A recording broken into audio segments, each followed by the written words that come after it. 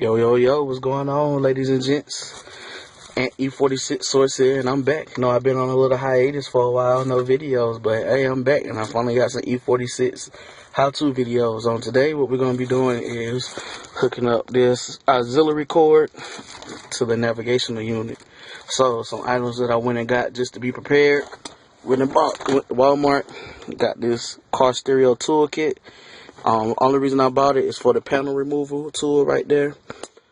None of this other stuff I need because I already got wire crimpers. I already have plenty of screwdrivers. I already have that test circuit kit. Don't need the RCA puller. Never have needed it. So yeah, this whole kit right here was useless just to get this. When I ordered my auxiliary cord offline, I should have just went ahead and ordered the panel tool remover because it was only $2. And I was like, no, I could use a screwdriver to get it off, or I could get it at Walmart. I forgot, if you get it at Walmart, you got to buy the whole kit. And I'm not going to use a screwdriver because it'll leave dents into your leather there. So I'm not going to do that. I'm going to just pay $20 for the kit and be safe instead of messing up my leather. Also, I bought this just in case I needed that key, because I know on some BMW navigational systems, you do have to have this key. I don't know if I need it for mine.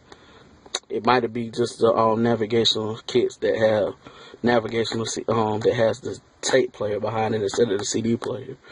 But anyway, just bought it just in case. It was $5. So what I'm gonna get started is I'm gonna open my kit up here, get my panel remover off, and the very first thing we're gonna do here is gonna pop this panel off right here. Gonna place it right here.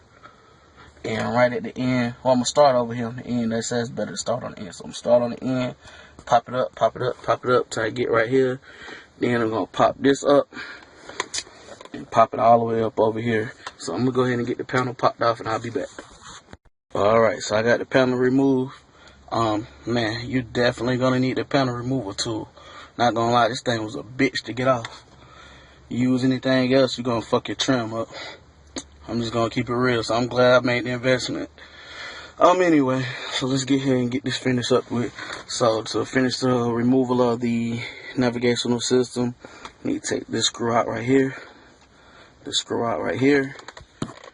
Same on this side, screw right there, screw right there. Cut me some light on in here. And once I remove those screws, I'll be back with you again.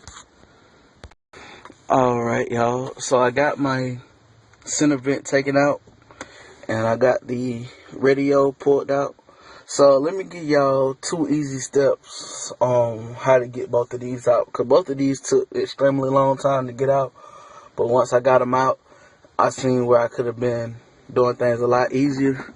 So first, with the air vent. When you try to pull the air vent out, take the air vent and pull straight up. So the air vent will be in like this. I'm not going to push it all the way in because I got my radio halfway out. But take the air vent. What I was trying to do at first, I was using my little panel pry bar. Try to pull it out like that. And it wasn't budging. And then I was trying to pull down on it and come out. And I was scared I was going to break. I was like, yo, what's going on? But you're going to have to use a lot of force. But just take it. Put your hands on the bottom like this. And just go pull it straight up like that. And then it'll come out. So that's the easiest way to get that out right there. Let me get this situated, but let it stay up there again.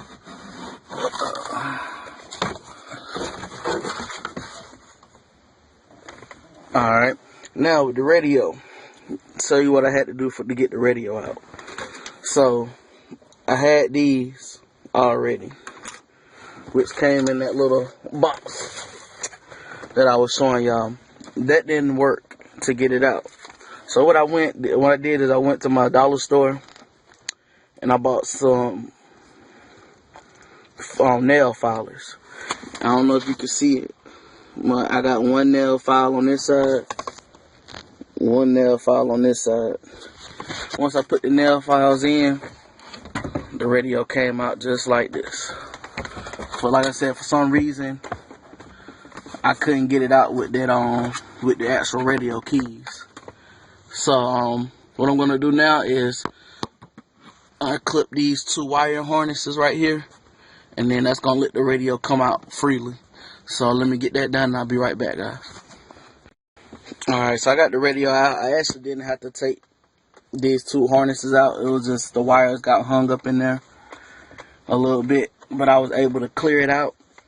So once you get your wiring harness out, this is actually the harness that you're looking for here.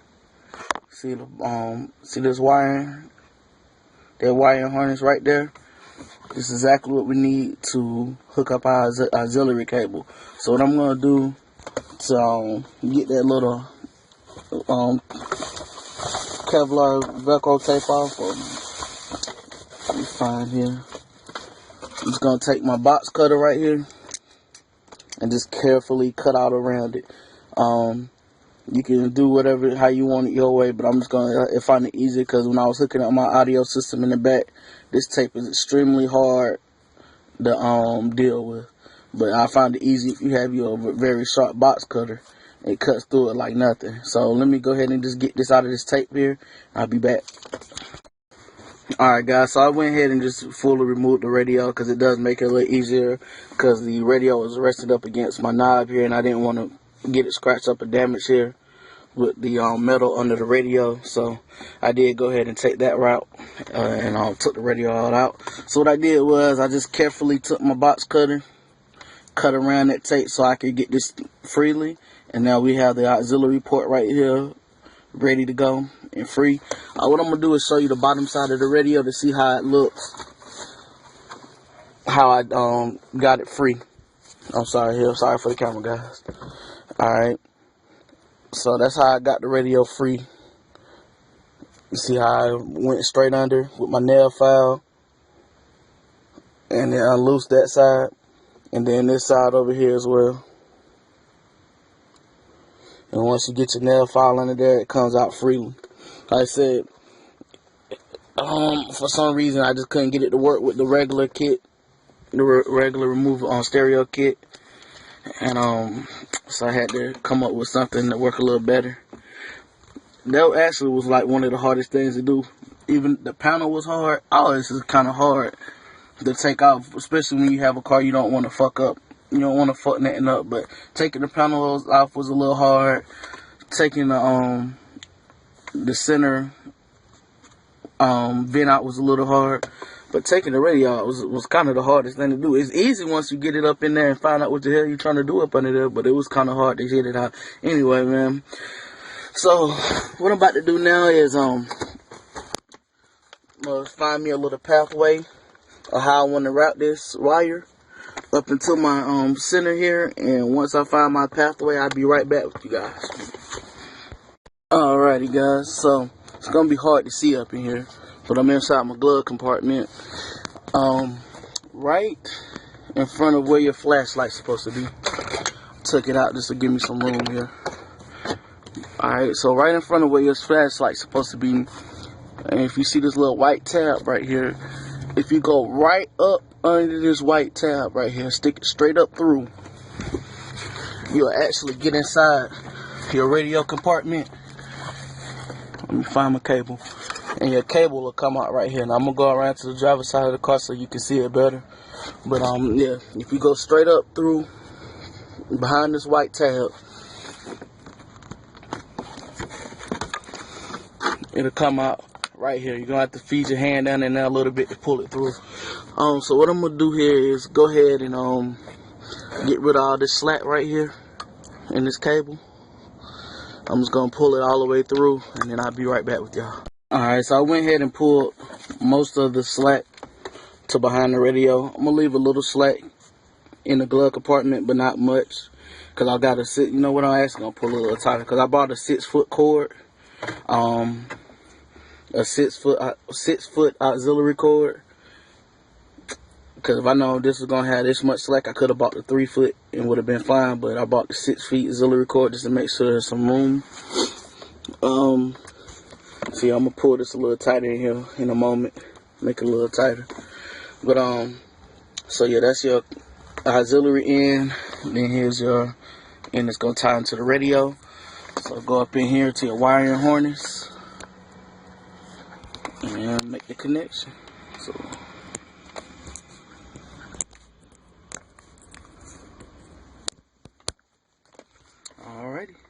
So we got that connected. Just making sure that's snug and fit. Alright, make sure I don't turn up my wires. Now, since I did unplug my radio, it has no power to my radio right now. What I advise y'all to do is, if you, whatever you use to free up these metal bias down here, take them out before you plug your radio back in. Because I got a feeling that the radio, probably as soon as it get power again, it's going to try to close and then you're going to fuck your shit up. So that ain't what we're trying to do. So I'm going to make sure I'm taking these out first. It might not, but I'm just saying, I'll be on the safe side. If you didn't unplug your radio, then you should be fine. But alright, so I got the pins taken out. And so what we're going to do is set the radio. Gonna set the radio back in here. I'm gonna go ahead and plug the connectors up on the side here and be right back. One thing I want to mention before I put my radio back in, you can see the shiny bar right here. Make sure that you run your cable behind it, because when you stick it up at first through the glove compartment, it comes in front of it. So I just kind of re-went and ran behind it. That's just to make sure that you don't get no wires snugged back. You don't get your wires snugged when you put your radio back in, because you don't want it to later short circuit the wire or anything. And so I just want to make that little point out right there. Make sure that once you get it in here, to run it behind that cord. Alright, so I got the connectors plugged back in, and like I figured what happened, once you plug your blue connector back in, the face does close. So it's a good thing you take that out. So whatever you use to get your radio out, please make sure that you take it out before you plug it back up if you unplugged it. I put it in, and then I noticed my left side was not locking into place, but my right side did. So I retook my radio out. So right now I'm just trying to look at my locking mechanism over here. Sorry for that. And see why it's not locking anymore. So I'm just gonna play around with that right quick to make sure it locks back into the dashboard, so that it's not shaking loosely or anything like that. And I'll be right back, guys. Alright, so I got the that issue fixed. I just went in there and kind of pulled on the little locking mechanism, pulled it out a little bit, kind of stretched it to make sure the snap into place, and now we're good to go. I'm got my hand at the back of the radio, pushing it forward, and as you see, it's not moving from any sides. And then once I put the 4 screws back in that we took out to put it in, she's gonna be in there firmly. So what I'm gonna do is go ahead and take my vent, push it back up in here.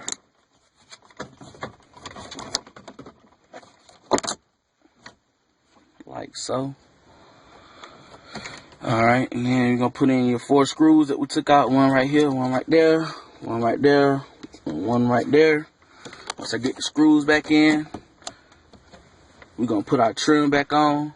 Should be ready to rock and roll. Probably should test out the cord and everything while I got everything on loose. Go ahead and plug something in. But I have confidence that everything's going to work out perfectly. So I'm going to go ahead and reassemble everything, and then we're going to test it out and see how this bad boy works. Alright, so we got the screws back in there. Time to put the trim back on. So you start with the trim piece for your radio first.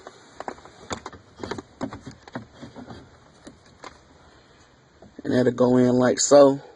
I'm gonna need both hands for this, so I'm gonna put the camera down and be back once I got both of these trim pieces on. Alrighty, y'all, so got everything put back together, got my screen put back in, got my trim all the way across put back in. So what we're gonna do now is find my auxiliary cables that I bought. Let's say I bought 6 feet. Definitely don't need that much of cable, since the cable that hooks into the back of your unit is so long, but I'd rather have too much than not enough. So we're gonna open this up. I'll plug it into my iPod here. Yeah, my screen I'll crack. We're gonna plug it into my iPod and see if it works.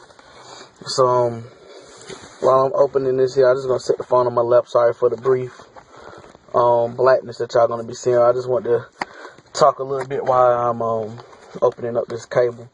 So which I know when I first got my car, I was really against putting in this aux cable.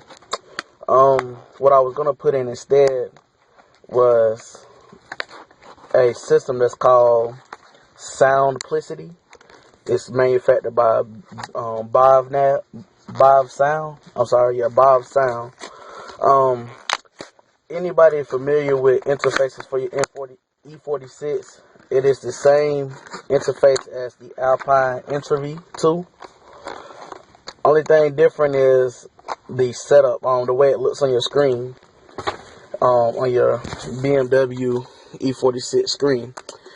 If you're not familiar with the Entry and you want to know what is the Entry and what's the difference between you hooking up the aux cable, the Entry system allows you to hook up Sirius on radio. It allows you to hook up an iPod. It allows you to hook up a bunch of different stuff. If y'all wanna get more specs on it, just Google Alpine Entry. That's INTRAVEE, and then the number 2, and you can get all the specs. But the main reason I want to do it is because it allows you to plug up your iPod, and you control your iPod through your buttons on your radio instead of having to deal with the iPod. Since I'm using the auxiliary cable, all my control functions for the iPod, I'm going to have to use the iPod manually. But with the Entry system, it lets you skip some, browse all your different folders through the interface. And then it also comes up and displays the song, the title, which album it is, all on your screen. It's just a much better setup. And the reason that I was going with the Soundplicity over the Entry is because the folders are managed a little better. You can see the complete name of the songs. The Soundplicity just had a better looking layout on your E46 navigational screen. That was the only difference and the reason that I want to go through the Soundplicity instead of the Entry. But Google that if y'all interested. I ain't gonna speak on it too much longer. But yeah, so I was very interested in doing that, and I didn't want to get the auxiliary cord just because eventually I want to do that. But that is a very alright, as you can see, got it plugged in. Glove compartment still closes fine with the cable. I am going to do a little bit better job of tucking and hiding these wires so it's not seen as much. That's going to be my later project, but it's going to be off screen. You should recording that. So let's go ahead and plug up the auxiliary cable into my iPod here. Alright, so I got the cable and plugged into my iPod, and let's see here. So I'm gonna go ahead and crank my car up. The only reason I'm cranking my car up is because I do have amp and subs in the back. Don't want to drain my battery. Alright, once my screen come on here, we gonna hope and pray that when I press the mode button, I have an auxiliary on mode.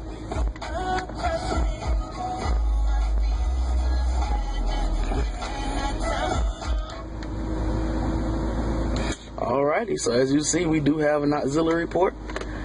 So let's test it out and see if it works. So don't judge me on my music. I just found this iPod in my room, and I ain't have no music on it, so I just went and downloaded Ed Sheeran because I love that song. Don't. So we're gonna find that and see if it works. And as you can hear, turn it up on here. Just play with the equalizer a little bit because I don't like the way it sounds.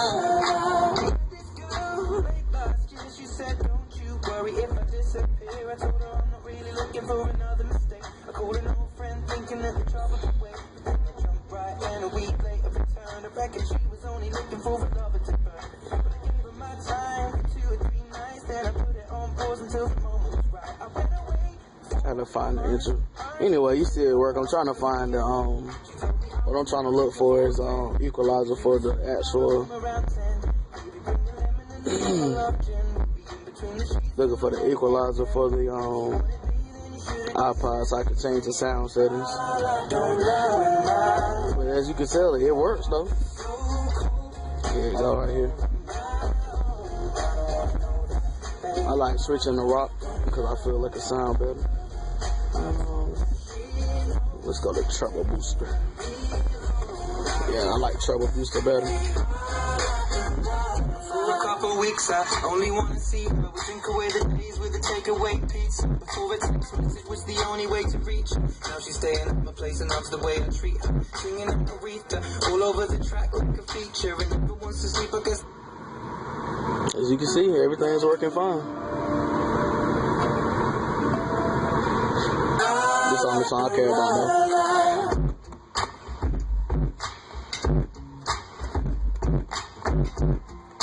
We good? So that was a how-to video on how to hook up the auxiliary port. She said, don't you worry if I disappear. I told her I'm not really looking for. Alright, so now that we got that hooked up, let me turn it down. I know it's going to play a lot louder when I put the CD in. And I do not want to blow my fuses on my amp.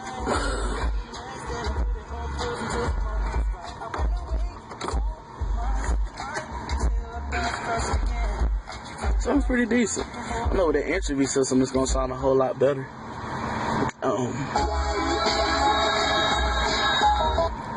Everything still worked fine with my CD player, which, I mean, of course it would.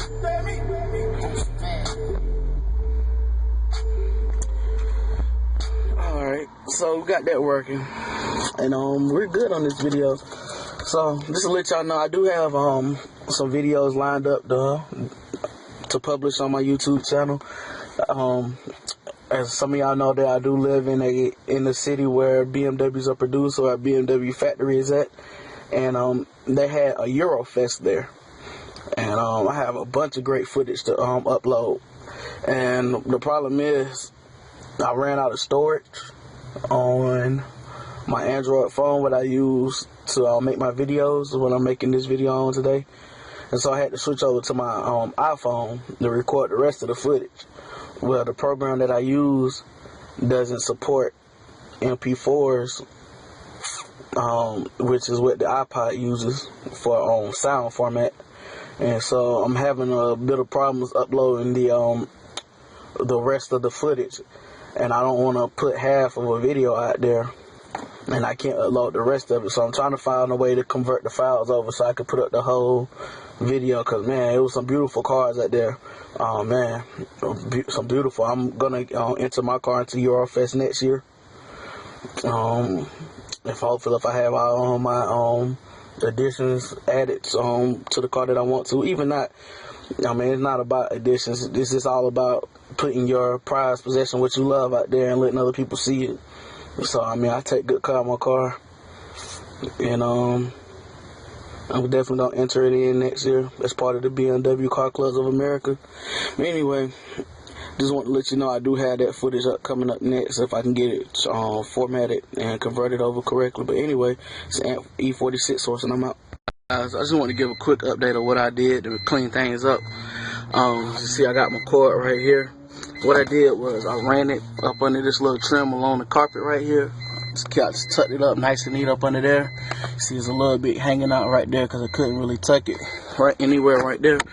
And then I came in my glove compartment and then just ran the rest of the cable right here. And then I just kind of hide it up under my book and everything, my BMW book. I cleaned it up a whole lot nice. So if you do it this way, if you see, run it to the back.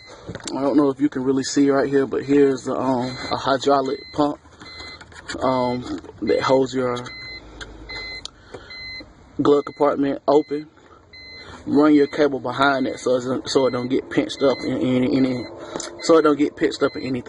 So I ran it behind this hydraulic pump, and then just kind of tucked it in behind this little divider where your velvet lining starts for your glove compartment, and just ran it up nice and neat up in there. And like I said, just follow it, push it up as nice and neat as I could up under the trim of the carpet.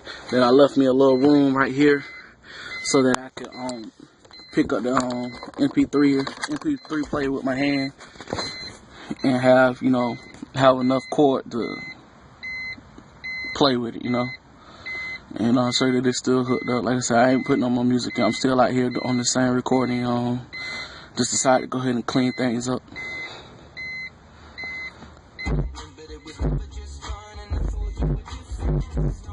Alright, that's it. Alright, this E46 source, and I'm out.